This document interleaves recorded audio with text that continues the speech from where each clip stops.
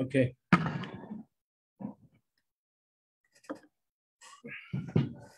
So we left off yesterday. We're talking about Verbringen, Chassidic Verbringen, where people get together and they talk about issues that pertain to Yerushalayim, issues that pertain to growing spiritually. And we said that when people do things together, it's just so much more powerful. The fact that people are merging their energies together, in this case, they're merging their spiritual energies together and discussing things together in the spirit of Rabbi Yisrael. It's something which is very powerful. Like I said yesterday, even someone like the Tzemach Tzedek, who was a Rebbe, and he was the son of a great tzaddik and the grandson of the Alter Rebbe. And nevertheless, he was crying over the fact that for 50 years, he didn't have the opportunity to be able to be part of a Chassidic Verbringen, because everybody honored him, and he didn't have the opportunity to just blend in with a group of people like just everybody else.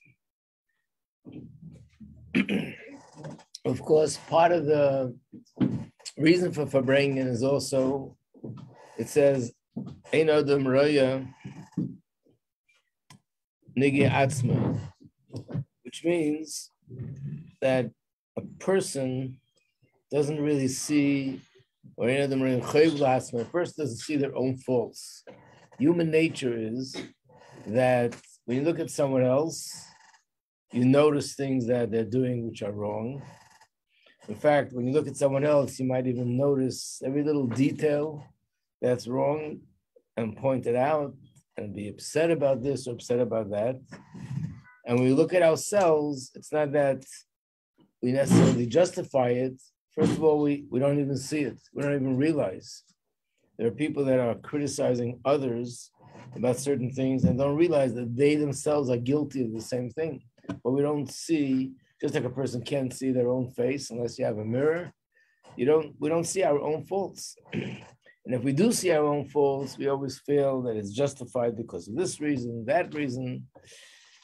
So therefore, when people sit together and I hear insights from other people, I hear things in a more objective way, I could hear the message much more clear than if I look at it all on my own. If I look at my own, I don't see where it is that I need to improve. When I hear other people talking, it registers in a much different way, a more objective way. But what's this thing with the mashke? That's where we left off. Saying l'chaim and the drinking. Yes, the Rebbe said now is not the time to do it, but why was there ever a time to do it? Like what's behind it? So we said yesterday that we do see that in Torah, drinking wine is something which has apparently very a lot of significance, and a lot of the things that have to do with kedusha, with holiness and godliness, are associated with drinking wine, as it is in Shabbos. Not only it's okay to drink wine on Shabbos, and not only it's a good thing to drink wine on Shabbos, but that's how we sanctify the Shabbos, by making kiddush on wine. In fact, you're not even allowed to eat unless you make kiddush on wine. And that's Friday night, and that's Shabbos day. And the same applies to Yontif. You have to make a blessing on wine to sanctify the Yontif. And we make a blessing on wine when it comes to a wedding, and there's wine, even in the Beis Hamikdash, that's poured on the Mizbeach. So the Chassidus explains it. Yes, someone mentioned it yesterday. It's based on what it says, Mishenichnes yayin yotza sod, which means, literally it means when wine comes in, the secrets come out. Person takes a little drink, their tongue gets a little bit loose. In Yiddish, there's an expression that what a sober person has on his lung, when he drinks, it's on his tongue. So basically, when you drink, you get a little bit more loose and you say things that normally you would withhold the information, and now your guard is down and things just come out of your mouth. That's the simple meaning for it. But the deeper meaning to it is that actually the secrets come out from wine. So first of all, one of the things we see in reference to Torah, Torah is compared to water. But Torah is also compared to bread. Torah is also compared to wine. Torah is also compared to oil. Why do we have all these different analogies?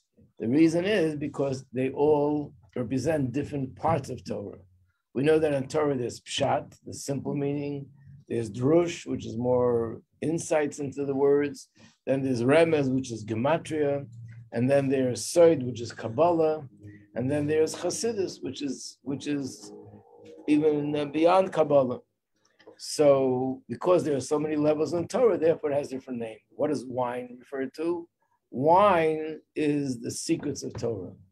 Those parts in Torah which are hidden, which is the inner, deeper, mystical part of Torah, represented by wine. And what it means is that besides what we see happening physically, there's something that happens spiritually when a person drinks wine. And that is, we all have hidden in our neshama, we have much more than what we experience consciously and on the outside.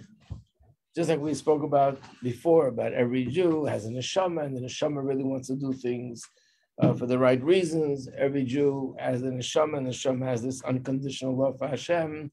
So in the subconscious compartments of the soul, things are much more than what we know consciously.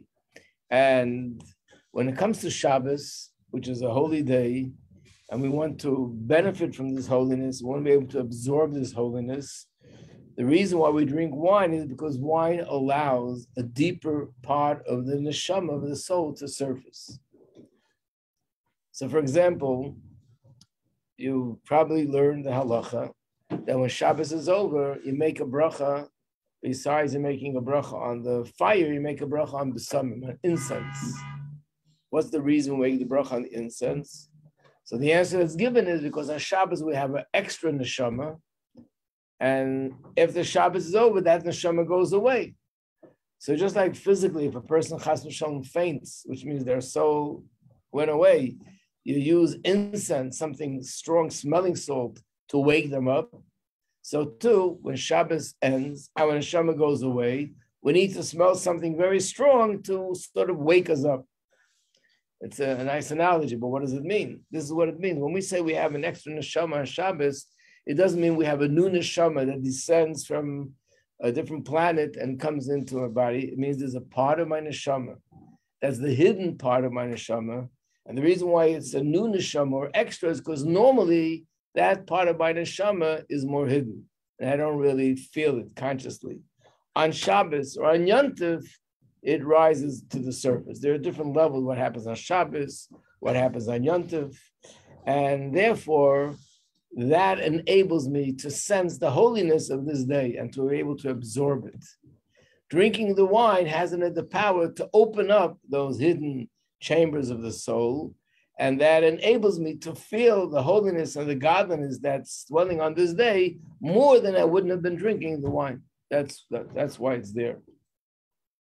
And also it has an effect on the spiritual realm. If Shabbos is the day that there are higher levels of spirituality that normally are not present, and on Shabbos they are present, again, these are levels of godliness, levels of spirituality that are normally hidden, and on Shabbos or Yom Tov they're being revealed. In the Beis Hamikdash, it's the deep levels of godliness that normally are not revealed are being revealed. One of the things that contributes or that's instrumental and helps reveal these hidden levels of godliness is the wine that a person drinks. So, in fact, this explains one of the stories in Chumash, which otherwise is a very shocking story, very hard to understand story, is the story with the two sons of Aaron that we learned about not long ago. The two sons of Aaron, they died. When did they die? On an extremely holy day. It was the day that they built the Mishkan. For the first time in history, God's presence descended, came down to this sanctuary. And that was something which changed the world forever. From that point on, God's presence is here. And then there was a Beis Hamikdash, the first and the second, and there'll be a third. But it all began with that one day. On this holiest day, they died. So the reason why they die, if you look at the Mefarshim, they give different reasons. One said, I think I mentioned in class, that they gave a ruling in front of Moshe Rabbeinu. It was disrespectful. And one says they went in drinking wine that was disrespectful. Different reasons are given. The Or HaChaim was a commentary that's printed in every Chumash, the ones that have all the commentaries. He gives an explanation, and that explanation is elaborated a lot on by the Alter Rebbe, the Mitzvah Rebbe, and all the Rebbes of Chabad. Go by that explanation. And that is that, and the reason why it's necessary is because really on the surface, why I'm saying it's shocking, these two sons of Aaron were tzaddikim. Not only tzaddikim, but they were such great tzaddikim that they were considered greater than Moshe and then Aaron. How do we measure that? But it's in the Chumash. It says, Rashi says this in the Chumash, that Moshe Rabbeinu told his brother Aaron when the incident happened. I guess he told him to comfort him. He said that Hashem told him, and Hashem hinted to him that there's something going to happen, and his most holiest people are going to be gone. And Moshe Rabbeinu thought that Hashem was referring to himself and his brother Aaron. They were the leaders of the generation. Instead, it turned out to be the two sons of Aaron. So Moshe told his brother that I see now that these two sons of yours are greater than me and you. So how could it be that two people that are greater than Moshe and Aaron should do something which is disrespectful? Should do something disrespectful to Beis Hamikdash or disrespectful to Moshe Rabbeinu or other reasons that are given. So the Or HaChaim explains that what happened was because God, and actually once you understand the deeper meaning, one of the most fascinating things when you learn Chassidus is that when you know the depth of something, you suddenly see how all the other explanations, they all come together. They're all interrelated. It's not a contradiction. The explanation on this level, on that level, you see how it's all interconnected. So one of the reasons that are given is because they went into the Beis Hamikdash and they weren't married. One explanation, because they drank the wine. So let's talk about these two. What does the Or HaChaim say? In the pasuk, it says these words: they brought a fire which was not desired by Hashem. Hashem didn't command them to bring the fire. So they brought a fire they weren't supposed to bring. They did something on their own. Again, how could such great tzaddikim in such holy presence, in such a holy time, go ahead and do something which is Hashem never told them to do it? So he explains it means the fire in this case is the Torah is referring to their love. They were overcome with such love for Hashem, and that love was so strong that they expired. Their souls literally left their bodies because they couldn't contain it in the body. Their love for Hashem was so strong that they couldn't be contained. And reason why this was considered negative, because even though having such a high level of love is something very unusual and out of the ordinary, and very few people in the world could reach that level of love, but it's still not what Hashem wants. Hashem wants that no matter how much love you have, you still make sure to maintain your relationship with your body, and you keep your feet on the ground, and you do your avodah on earth. For heaven, Hashem has angels. Humans are here to be on the ground on earth. So how does this go together with the drinking of the wine? The explanation is when they drank the wine, that's what did it. The wine has in it the power to open hidden chambers in the person. The wine has the power that it opens up and exposes us to deeper and hidden dimensions in the spiritual realm. When all this was revealed to them and open to them, that caused them to be overcome with such love for Hashem that it was impossible for them to contain it, and their neshamas expired. So in other words, we're not changing the simple meaning of the story. They actually drank the wine. What we're changing is the significance of the wine that they drank. That the wine that they drank wasn't because, oh, it's disrespectful to drink wine in the Beis Hamikdash. The fact that it was a problem was because the wine actually helped them and caused them to reach such a high, elevated level of love for Hashem. And that was not appropriate because it brought them to leave this physical world. So we see from this what the power of wine is. Yeah. So just kind of a general question. Besides like the fact that drinking a lot is unhealthy, and also like when a person drinks, the words come out. Since wine has the power to open deeper dimensions, how come like we can't use that today as a way to? We do. We make kiddush on Shabbos. We make kiddush on Yom Tov. So like drinking more than that. So because wine also has the power to do the opposite. One of the first stories in the Chumash was a problem that came out as a result of wine. Anybody remember? I know it's a long time ago. 5,000 what? Oh, no, Noach. Lot's daughters was wine, and Noach was wine. But the first one was Noach. The Mabul is over. He drank wine and he got drunk, and as a result of that, something went wrong. Which means, like everything else, if it's very powerful, you have to be extremely cautious that it should be used in the right way. So therefore, if a person drinks wine, they can also lose it, either like they lost it, or lose it the way we would lose it, which means you let down your guard, things come out of your mouth, you do things that you normally wouldn't do, you'd be more in control, and that could be negative. So being that today, in general, we're considered weaker spiritually than previous generations, therefore for us, it's not a positive thing. So if you can ask me a question, I saw somebody drinking and I didn't like the way he acted, it was really not nice, there's your answer. The answer is, here's what you see. This is what that was not supposed to be doing. Yes? So like this is related, but if it like goes in like the direction that you like don't want to go into for class, then like it's fine. Like where is like the space for people who like there are like obviously like alcohol is like an addictive substance, so if someone like has that issue like for whatever reason, like where's like the space for that within like judaism in general, and like because of this, like I get that you can do like traditional like grape juice, but they wouldn't make it. They wouldn't make kiddush on wine. Maybe the one time there would be some issue, maybe would be the night of Pesach with the 4 cups of wine, but otherwise they'd have to listen to kiddush from someone else, make kiddush on grape juice, make kiddush on challah alone. There are other ways of doing it. A person who has that issue, it's like having a health issue. So if a person has a health issue, and if he's going to drink wine, God forbid something's going to happen to him, he's not supposed to drink wine, not allowed to drink wine. So if someone has a real issue with addiction, yes, they shouldn't be drinking the wine. So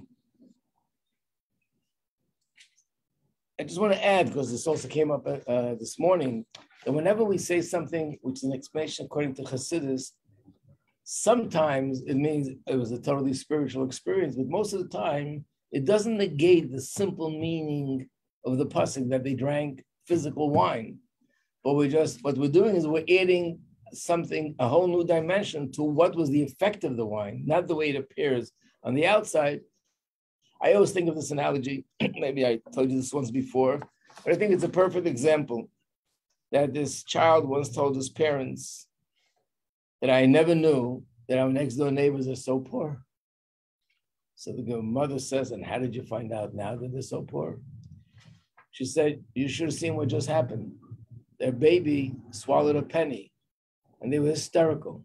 The mother nearly fainted. The father was pale. They were screaming and shouting, running in the street for help. Only 1 penny. They must be very poor.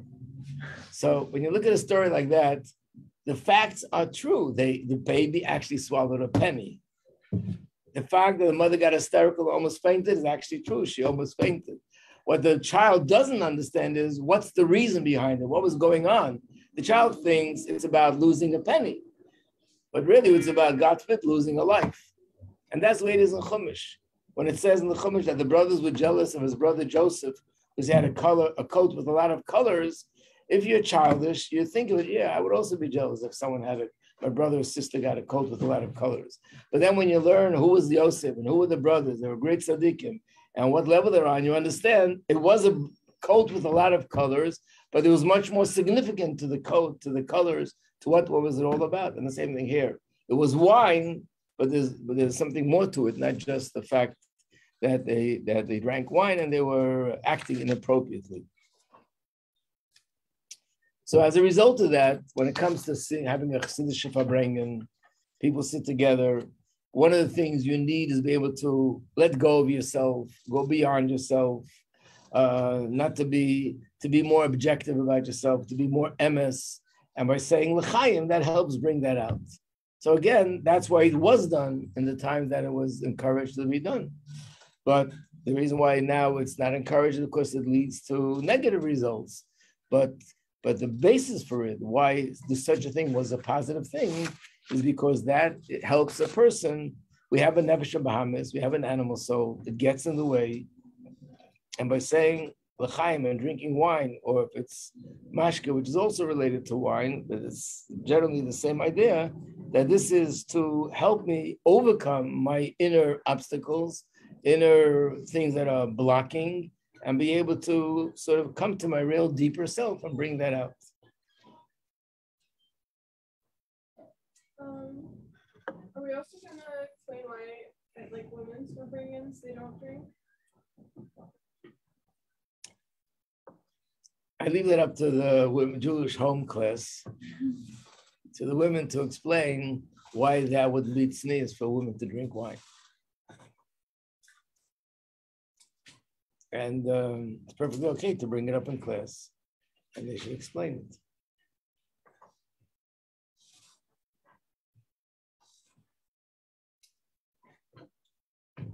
Okay, let's go on to another subject. We don't have that much time, but at least we'll get started. So I'm on the list here, doing number 13. One of the things, yes? Just with the subject of wine, because drinking allows the person to go into deeper dimensions, is that why people enjoy drinking and get addicted to it? Yeah, I think people enjoy drinking because they become more relaxed, which is a good thing. And, you're not so tight, which is a good thing. But then where do you draw the line? As a result of that, very often it leads to negative things. Because generally speaking, Yiddishkeit is about being disciplined with our eyes, disciplined with our mouth, disciplined with our mind and our hearts. And to be disciplined is something which is sort of relevant at all times. So when people get together and they're drinking and they're allowing themselves to get a little bit loose and let their guard down, very often this could lead, especially if it's men and women at the same table, it could lead to things that are inappropriate. Yeah. The Rebbe said the 4 fine cups. Was there like a quota on wine? No, the quota was on mashka. I guess because wine doesn't have that same strong effect. But anyone who is interested in following the principle, the idea, not just the technical words, would be careful not to say, "Oh, wine is okay. I'm going to drink a whole gallon of wine."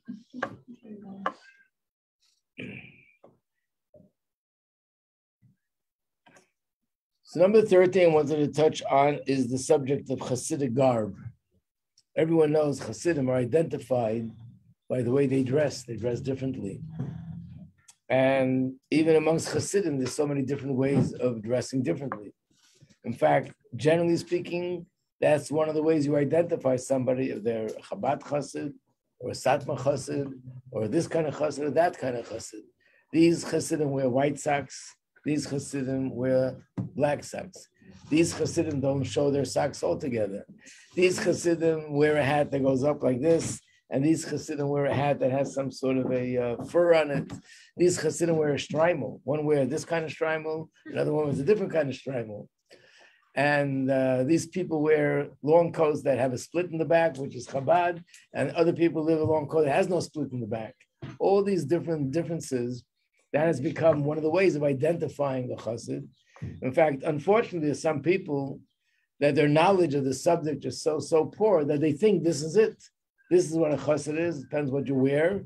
And the difference whether you're this chassid or that chassid is if you wear this color hat or that color hat, or the payas, if it's hanging down, if it's if it's done this way or it's under your yarmulke. All these differences, which are external differences, are definitely different because they're following a different Rebbe, but these are sort of external things, but it's a result of the difference that there's a deeper difference between each group.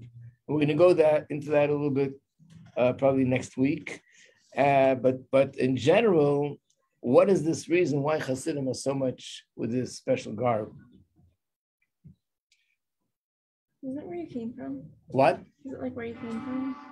Is where, no, definitely the difference is from where they came from. These are from Russia, these are from Poland, these are from Hungary, this is from Galicia, whichever country it came from, they wear a different garb, but it's still wearing different clothes than the people around you wearing. Yeah. Can you ever tell, like, other than like the hair covering, like, can you tell that women are in different sets of?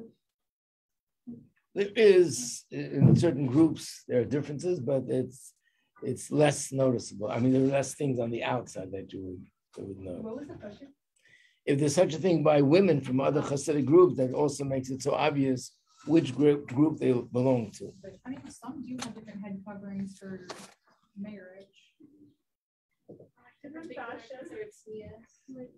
Like the line and the tights. I've seen some like. So I'm saying it's more subtle, those differences. It's harder to recognize.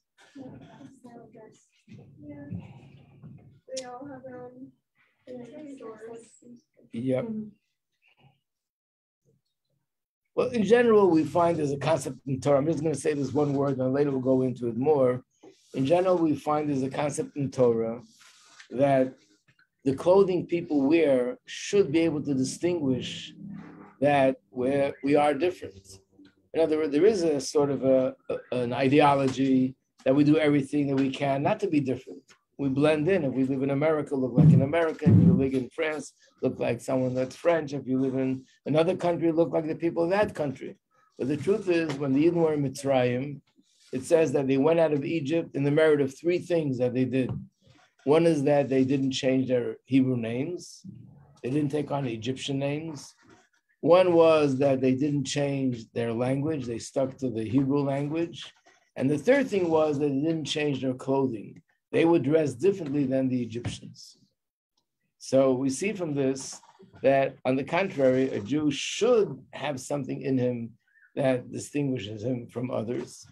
And there's a number of reasons for it. And I guess we'll leave that for tomorrow, Mirza Hashem. We'll go into that. To be continued. That is true, to be continued. I have a question for you. So my mother has a friend who she's Jewish, and she grew up like probably like traditional or reform or something. And I think I've like spoken to you about that before. She like sent her kids to Catholic school. Her husband's Catholic and one was raised Catholic, but she wants to like start. She told my mom she wants to start celebrating Jewish holidays with her. So I'm not sure if I should like text her or I should just like try to encourage her mom to do stuff with her. But I don't know how mom will actually. So yeah, I'm not sure what to do. You don't think your mother would want to do it? She didn't want to get in between her and her husband. What? You don't think your mother would do it? I don't think my mother really wants to celebrate Jewish holidays. So.